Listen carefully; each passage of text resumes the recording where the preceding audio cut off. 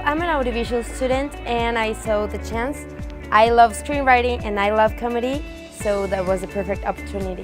What I have liked most about this workshop is all the dynamics we have in the class. We don't only sit and start to write, we talk with everyone in the class. The teacher is very supportive, it's very funny. I'm Mike Miller. I'm a screenwriter and adjunct professor in comedy writing.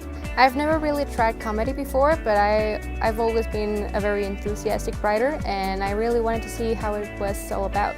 I learned that comedy writing is super fun to do, but you also have to be very smart and aware. So this workshop is not just theory, it's an actual hands-on experience for the students to get to work as they would on a comedy sketch show. We use improv to help the students have fun and get out of their brains and embrace comedy, and then they end up writing and learning multiple sketch styles throughout the class, and at the very end they end up producing either a stage or film show.